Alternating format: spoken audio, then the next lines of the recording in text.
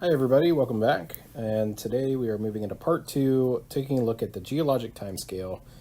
And in the first part we actually looked at Precambrian time, and we actually covered about the first 4 billion years in that video.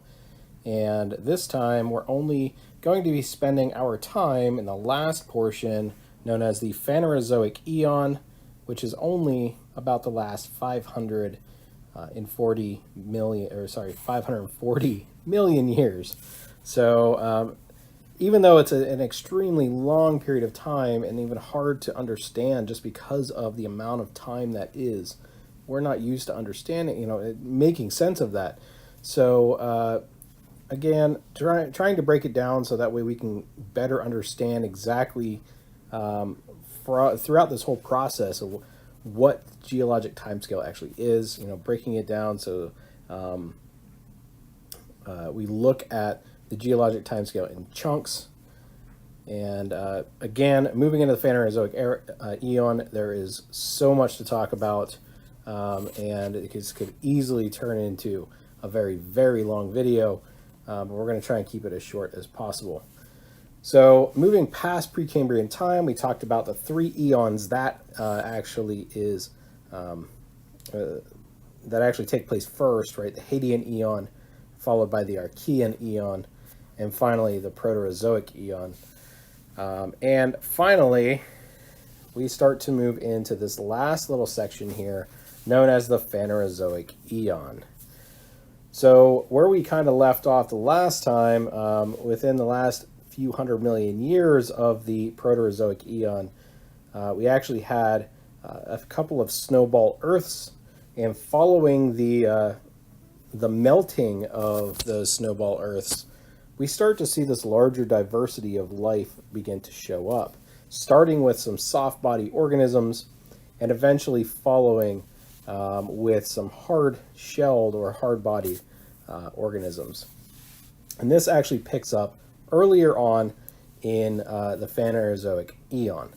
Now, within the Phanerozoic eon itself, we can see that it's actually broken up into 3 distinct different eras: the Paleozoic era, the Mesozoic era, and the Cenozoic era.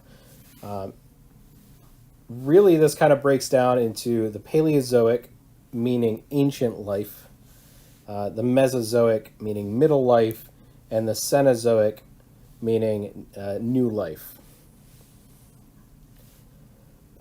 Obviously, as we're moving our way through time, we're going to start off kind of in the earlier section and start to look at the different periods that are encapsulated within the Paleozoic era. So when we start off and we take a look at the first section, we are going to talk about the first period of the Phanerozoic eon of the Paleozoic era, known as the Cambrian period. Now, the Cambrian period,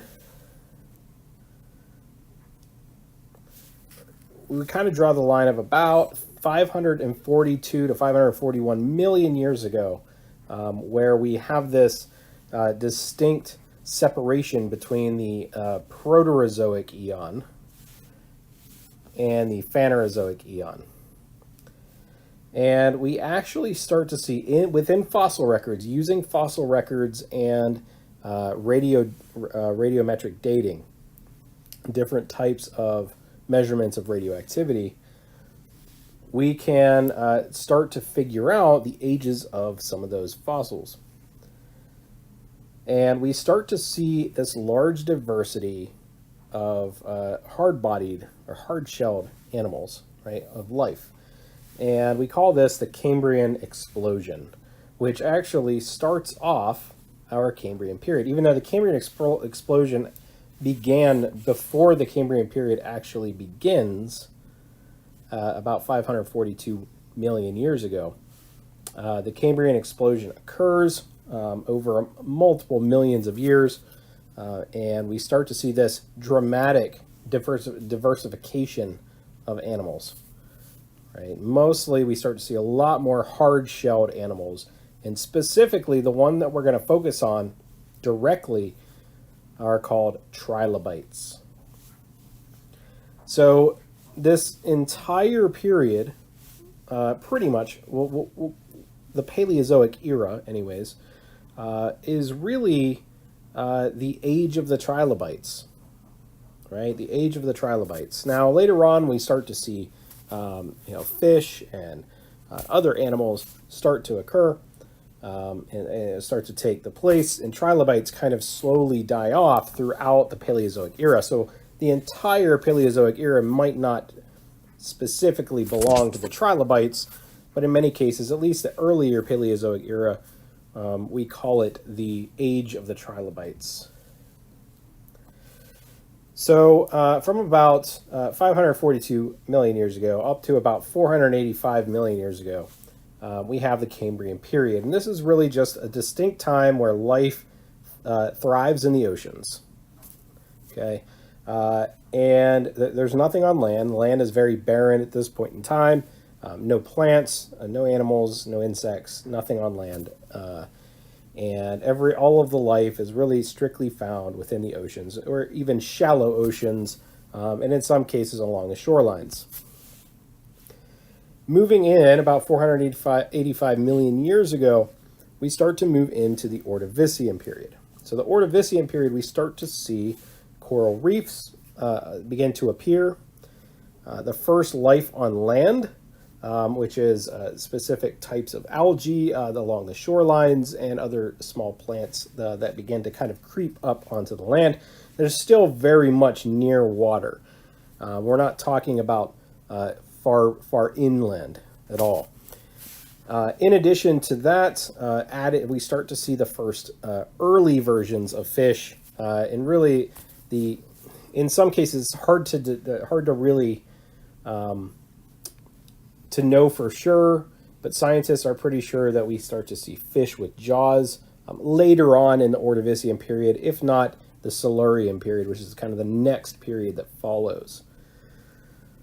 So looking at about 444 to 445 million years ago, we have this separation between the Ordovician period and the Silurian period.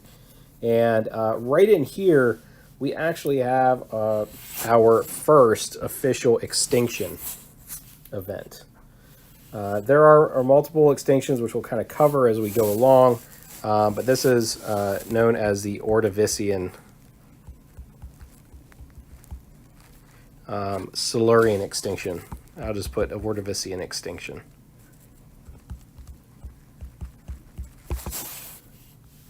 All right. So since life is really only still very much in the oceans, it's very much a heavily marine-based extinction. Moving on into the Silurian period, we start to see different diverse types of fish. So we start to see sharks, and we start to see a lot more different types of corals and other types of marine animals. In addition to that, we also start to see vascular plants. And the vascular plants are the ones that are depending heavily on CO2 from the atmosphere that are found on land. So we start to push plants a little bit farther inland during the Silurian period. All right, so we reach the end of the Silurian period around 420 million years ago. So once we get there, we move into the Devonian period, and we actually start to see the first land-living vertebrates, so the first animals that actually start to appear on land. These are known as the tetrapods, and the tetrapods are very much amphibian animals. So they're very, like, if you kind of think of like a salamander kind of deal, right? Earlier ancestors of reptiles and obviously amphibians, and even tie back to the earliest ancestors of mammals, right? So these tetrapods, they actually are the first ones to really kind of crawl out onto the shoreline, and they typically will hang out near the water source because they would need to return to the water in order to lay their eggs, but they're still the first to start exploring farther inland, and the good reason is because they potentially have food sources, right? following specific types of earlier insects also during this time, and even back into the Silurian period, we actually started to see some earlier ancestors of arachnids and centipedes and things like that that are moving onto land. So the tetrapods are kind of following their food source out onto land. In addition to the first land-living vertebrates, these tetrapods, we also have the first seeded plants in trees that actually start to appear during the Devonian period as well. At the end of the Devonian, again, if I increase the size of my pen right through here, we have another extinction. All right. This is the Devonian extinction. So following this second extinction, we now move into what's known as the Carboniferous period. We start to get into a lot more details where the tetrapods are now very much used to being on land, even for longer and longer periods of times. So we now have what's known as the amniotic egg, or the amniote egg, that begins to show up in the fossil record around this time. And what this does is since it's a hard shell egg, it allows these later tetrapods, allows them to finally begin to lay their eggs on land rather than having to return to the water to lay their eggs. So now, since they're able to lay their eggs on land, they can then explore farther and farther inland. So we can kind of see this step. It's another stepping stone in exploring much farther away from water and becoming almost permanent land animals. During the Carboniferous period, we also have a lot of coal deposits that are occurring, where you have this very swampy area in Pennsylvania. That's where we get most of our coal deposits from, was during the Carboniferous time. And even in scientific terms, the Carboniferous period is sometimes not even referred to as the Carboniferous period. It's actually split up into two other periods, right? And I have them right over here. The earlier portion of the Carboniferous period is the development of certain types of sandstone and limestone and other things that are down in the region where Mississippi is. And we call that the Mississippian period, based on the development of there's certain types of rocks that are developing at that time. A little bit later on, the later portion of the Carboniferous, the later half, is known as the Pennsylvanian period. And that is because of the development of the coal, right, of these coal forests. So you have these large trees that are large fern-like trees that are in heavily swamp-like area, and because the oxygen level is so low in this kind of stagnant water in these swamps, the trees then they die and they collapse, fall in the water, and over time they get covered with sediment, and all of those nutrients, all of that material, right, is then over time is compressed by that additional sediment on top, and it kind of squeezes all the extra stuff out, and you're left with just pure carbon, which is coal. All right, so you have this development of coal deposits. In addition to that, not only do you have this heavily swamp-like territory where you have this development of coal, but you also have the development of the Appalachian Mountains. So during this time, this is much later, we have the Alleghanian orogeny, which is the development of the later portion of the Appalachian Mountains. There's actually a couple other orogenies, or mountain building points, a little bit earlier on, where the Appalachian Mountains are continually growing. Now, during the development of the Appalachian Mountains, they were extremely large. All the way back during this time, they were just as big as the Himalayan mountain, the Himalayan mountain range. So, but over the past 300 plus million years that this had been occurring, or it had stopped basically, erosion and weathering and other things had slowly deteriorated them down to what they look like now. If you've ever been out east just a little bit towards the central Pennsylvania, or maybe through West Virginia or North Carolina. But the cause of the development of the Appalachian Mountains was actually the movement, the plate tectonic movement of the continent of Africa slamming into the east coast of North America. And then over time, that separation, they began to separate again. And with that separation, you have the development of the Atlantic Ocean. So we have the Appalachian Mountain Range really kind of taking hold during the Carboniferous period. You also start to see a lot of freshwater diversity because now that the animals are able to travel farther inland. You also have ties from freshwater to saltwater, so you have specific types of fish that are migrating in. So there's a lot of freshwater diversity that's now occurring, and we start to see that in the fossil record beginning around the Carboniferous period.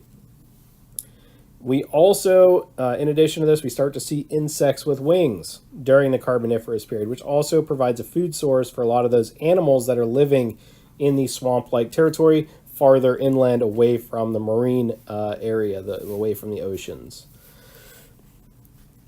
And finally, we come down to our last period in the Paleozoic era, and that is the Permian period. So the Permian period, we have Pangaea. So Pangaea is actually formed. All of the continents have come together, right? We had talked about the Appalachian Mountains forming as Africa had slammed into the east coast of of North America. And currently, during the Permian, it is still together. It's still pushing in and kind of creating those Appalachian Mountains, and it's kind of stagnant at that point in time. But you have all of the other continents as well, kind of combining together all as one, and we call that continent Pangaea. So throughout the Permian period, now that you have this very large landmass, you now have a whole area in the center of this one giant landmass that doesn't have access to moisture because it's so far away from any ocean. So during the Permian period, it is actually very, very dry.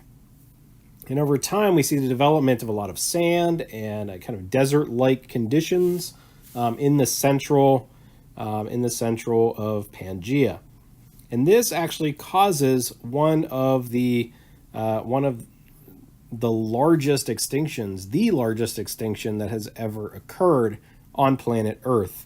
Now, that's not the only reason why. There's actually multiple other reasons that could have added to that effect, right? So we have the desertification of Pangaea.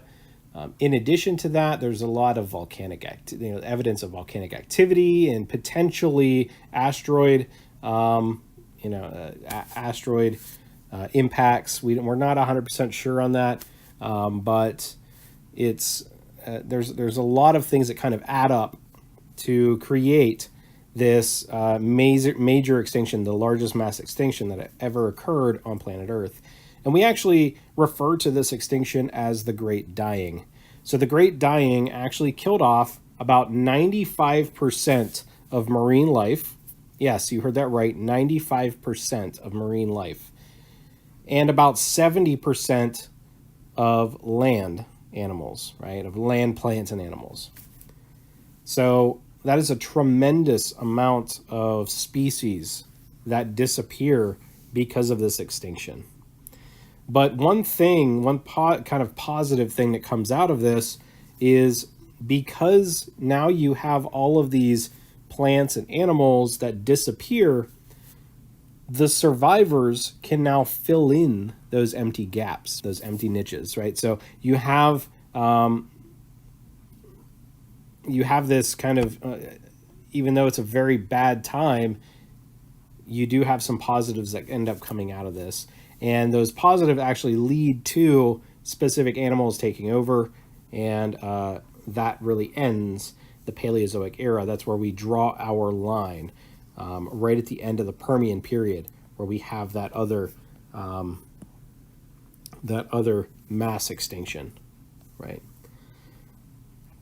All right, so I'm going to call that here. In the next video, we're actually going to break down the Mesozoic era, and later on we'll take a look at the Cenozoic era as well.